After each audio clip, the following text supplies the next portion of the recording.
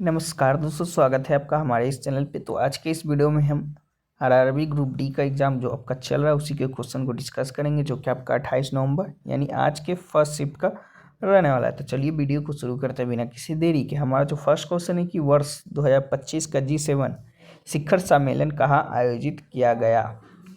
तो आपके ऑप्शन में कुछ इस प्रकार दिए जा सकते हैं।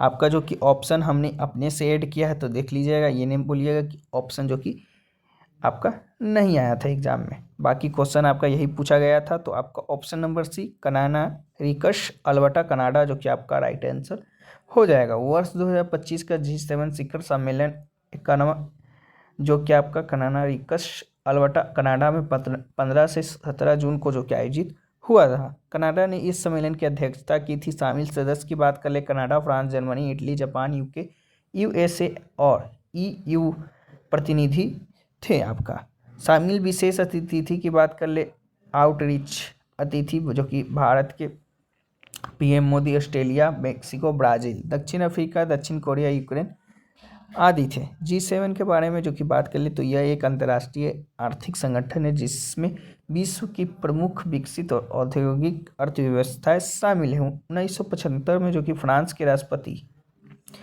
वालरे जेक्सकार्ड डी एस्टे ने जो कि इसकी शुरुआत की। मूलतः इसे G6 कहा गया।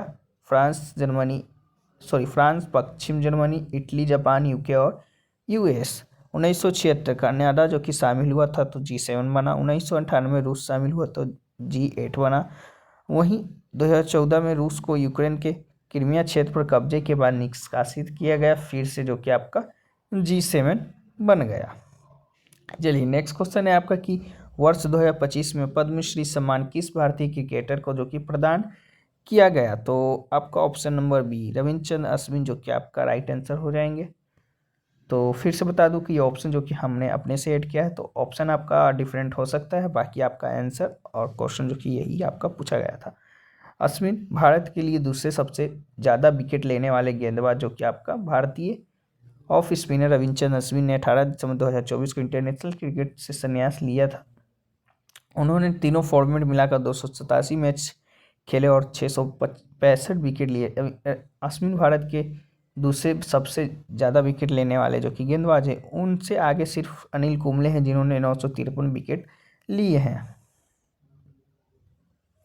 वहीं बात कर ले कि आपका 2025 के लिए 139 पद्म पुरस्कारों जो कि ऐलान किया गया था। पद्मश्री पुरस्कार 113 लोगों को दिया गया था, जिसमें 4 खिलाड़ी थे। हाल ही में रिटायर हुए क्रिकेटर आर अश्विन को पद्मश्री जो कि आपका दिया गया था। अश्विन के अलावा पैरा ओलंपियन तीरंदाज हरविंदर सिंह, भारतीय फुटबॉल टीम के पूर्व कप्तान इनवालिपिल मणि विजयन और para athletics coach Satyapal Singh को जो कि नाम शामिल था। चलिए नेक्स्ट क्वेश्चन की ओर बढ़ते हैं। नेक्स्ट आपका कि भ्रष्टाचार धारणा सूचांक 2024 में भारत में कौन सा स्थान रहा था। तो ऑप्शन सी 96वां स्थान जो कि आपका रहा था, तो राइट आंसर हो जाएगा।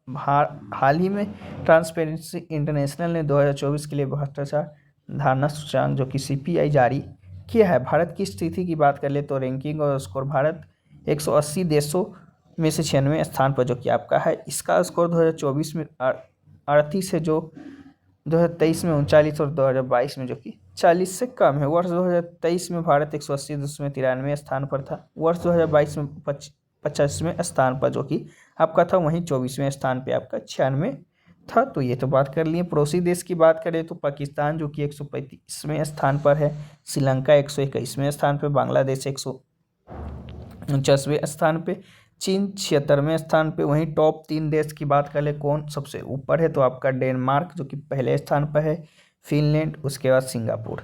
वहीं बात कर लें कि अंतिम पायदान वाले देश कौन कौन से हैं, तो दक्षिण सूडान जो कि 180वां स्थान पे है, सोमालिया जो कि 169वां, न्यूजीलैंड जो कि 178वां स्थान पर है। भ्रष्टाचार धारणा सूचांक के बारे में जान ले तो जारी आपका कौन करता है, बर्लिन जर्मनी स्थित गैर सरकारी संगठन ट्रांसपेरेंसी इंटरनेशनल द्वारा पहली बार जो कि 1995 में किया गया। देश की बात कर ले तो 180 देश जो कि इसमें शामिल है। आधार आपका बात कर ले तो सार्वजनिक क्षेत्र का भ्रष्टाचार के आधार पर जो कि आपको इसका जारी किया जाता है। नेक्स्ट क्वेश्चन है कि ऑस्ट्रेलिया ओपन 2025 की महिला एकल वर्ग की रनर अप कौन रही है, तो एरिना शवलेखा जो कि आपका रही हैं, तो राइट आंसर आपका हो जाएगा।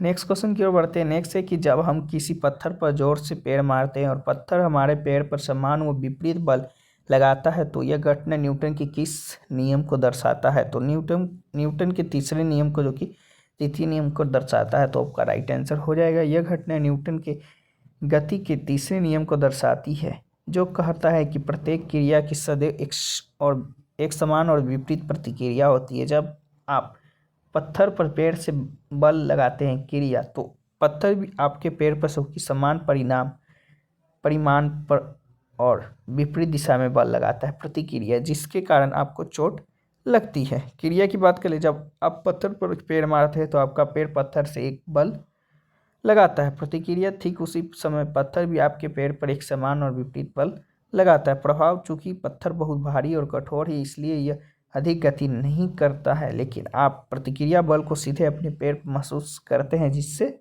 दर्द होता है।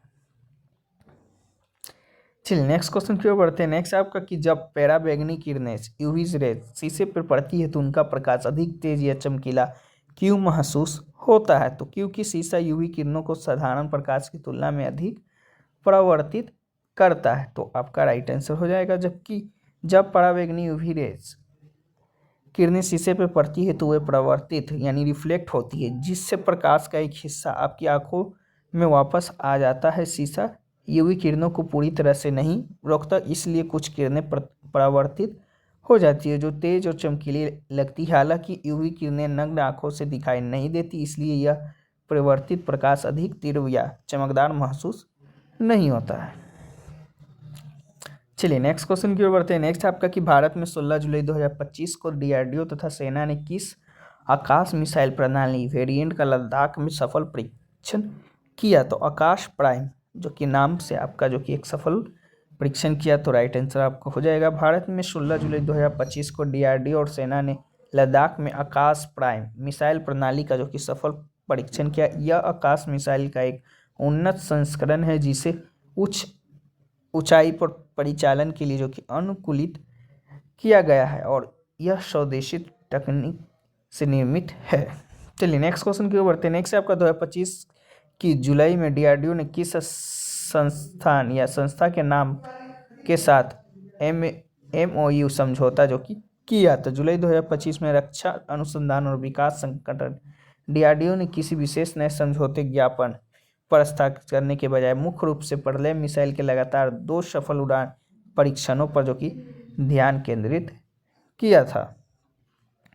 चलिए नेक्स्ट क्वेश्चन की ओर बढ़ते हैं। नेक्स्ट आपका नवीकरणीय ऊर्जा स्रोत यानी रीन्यूएबल एनर्जी सोर्स को बढ़ावा देना संयुक्त राष्ट्र के किस सतत विकास लक्ष्य के अंतर्गत जो कि आपका आता है? तो ऑप्शन नंबर बी SDG 7 यानी अफोर्डेबल एंड क्लीन एनर्जी के तहत जो कि आपका आता है, तो राइट आंसर हो जाएगा। नवीकरणीय ऊर्जा स्रोत को बढ़ावा देना संयुक्त राष्ट्र के सतत विकास लक्ष्य 7 SDG 7 सस्ती और स्वच्छ ऊर्जा के अंतर्गत जो कि आपका आता है। इस लक्ष्य का उद्देश्य 2030 तक सभी के लिए सस्ती, विश्वसनीय, टिकाऊ और आधुनिक ऊर्जा तक पहुंच सुनिश्चित करना है, जिसे नवीकरणीय ऊर्जा की हिस्सेदारी बढ़ाना एक प्रमुख लक्ष्य है। चलिए नेक्स्ट क्वेश्चन की ओर बढ़ते हैं। नेक्स्ट एक आपका क्वेश्चन पूछा गया था कि हाल ही में किसी ड्रोन सिस्टम को डीआरडीओ द्वारा जो कि इंडियन एयरफोर्स वायुसेना के लिए किस महीने में जो कि काम या ऑर्डर मिला, या बोले तो अप्रैल 2025 में डीआरडीओ ने किस कार्य परीक्षण को सफलतापूर्वक अंजाम आपका दिया? तो मध्यम दूरी सतह से हवा यानी surface to air missile MRSAM का परीक्षण जो कि आपका किया था, तो राइट आंसर हो जाएगा। कुछ भी पूछे कि किसका परीक्षण किया या कब किया, तो आपका अप्रैल 2025 में जो कि किया था। तो दोनों में से कोई भी क्वेश्चन पूछे तो आप लोग देख लीजिएगा। बाकी अप्रैल 2025 में रक्षा अनुसंधान और विकास संगठन डीआरडीओ और भारतीय सेना ने संयुक्त रूप से कई महत्वपूर्ण मिशन जो कि चालू किए, जिनमें से प्रमुख है आपका मध्यम दूरी की सतह से हवा में मार करने वाली मिसाइल MRSAM का उड़ान परीक्षण, जो कि 3 और 4 अप्रैल 2025 को डीआरडीओ और भारतीय सेना ने ओडिशा तट पर डॉक्टर APJ अब्दुल कलाम द्वीप से MRSAM के सेना संस्करण के 4 सफल उड़ान परीक्षण किए। इन परीक्षणों में मिसाइल ने उच्च गति वाले हवाई लक्ष्य को सफलतापूर्वक जो कि भेदा और नष्ट किया। दूसरा आपका निर्देशित ऊर्जा हथियार DEW प्रणाली का प्रदर्शन, जो कि 13 अप्रैल 2025 को DRDO ने Kurnool national park open air range में 30 किलोवाट लेजर आधारित निर्देशित ऊर्जा हथियार IDD या IS MK2A प्रणाली के सफल प्रदर्शन को घोषणा की। यह प्रणाली ड्रोन, मिसाइलों और अन्य छोटे हवाई खतरों को निष्क्रिय करने में सक्षम है। सक्रिय कूल्ड स्कैमजेट सबस्केल कंबस्टर का ग्राउंड टेस्ट, जो कि 25 अप्रैल 2025 को DRDO ने एक सक्रिय कूल्ड स्क्रैमजेट सबस्केल कंबस्टर का लंबी अवधि का ग्राउंड परीक्षण करने में एक महत्वपूर्ण एरोस्पेस मील का पत्थर हासिल किया। चलिए नेक्स्ट क्वेश्चन की ओर बढ़ते हैं। नेक्स्ट है कि हाल ही में बाल संरक्षण आयोग द्वारा खतरनाक एवं अवैध कारखानों से कई बच्चों को बचाया गया।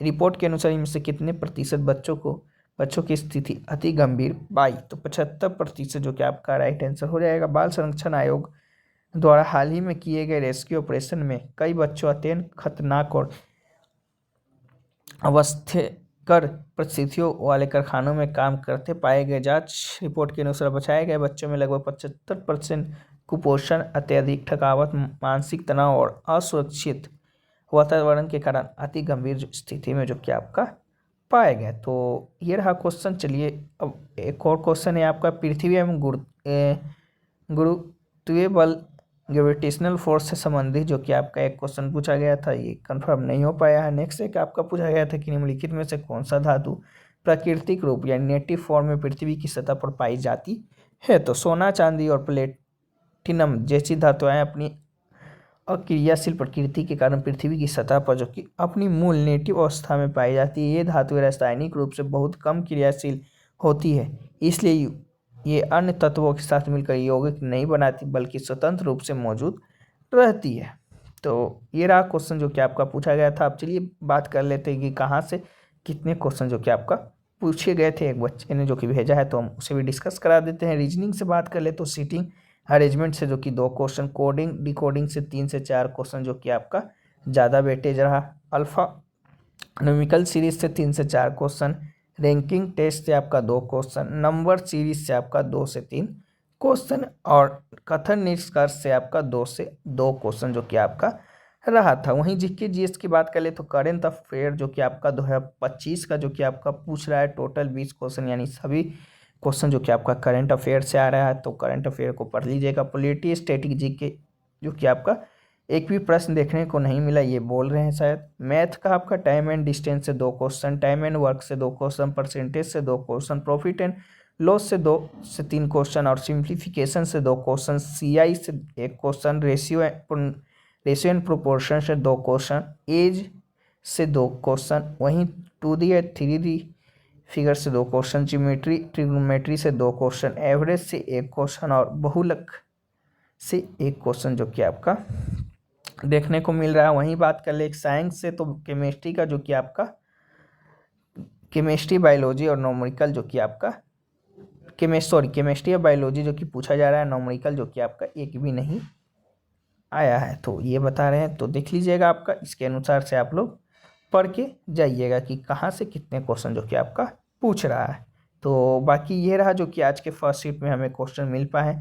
बाकी और भी जैसे जैसे क्वेश्चन मिलते हैं तो हम उन्हें PDF में शामिल करके, इसका जो PDF है आपको टेलीग्राम चैनल पे मिल जाएगा। अगर आप लोग हमारे RRB group D premium subscription by करना चाहते हैं तो ये भी कर सकते हैं, क्योंकि इसमें आपको डेली क्यूजेस जो कि आपका डेली क्यूजेस आपका होगा जो कि बेस्ड रहेगा एग्जाम लेवल एनालिसिस पर, इसी से रिलेटेड क्वेश्चन पर डेली एनालिसिस PDF भी आपको मिलेगा। इस क्वेश्चन भी एक्स्ट्रा इंपॉर्टेंट फैक्ट्स वहीं मिलेगा आपका। Topic wise important PDF based on daily analysis, topic wise भी PDF जो कि आपका अवेलेबल कराया जाएगा, जो कि आपका जो टॉपिक से ज़्यादा क्वेश्चन आएंगे उस टॉपिक को जो कि आपका दिया जाएगा। वहीं अवेलेबल की बात कर ले तो हिंदी इंग्लिश दोनों लैंग्वेज में। वैलिडिटी की बात कर ले तो जब तक एग्ज़ाम चलेगा जब तक आपका क्यूज और PDF जो कि अपलोड किया जाएगा। वहीं आपका इसका प्राइस जो कि 49 रुपीज़ रखा गया है। तो अगर आप लोग बाई करना चाहते हैं तो बाई कर सकते हैं हमारे दिए गए व्हाट्सएप नंबर पे मैसेज करके।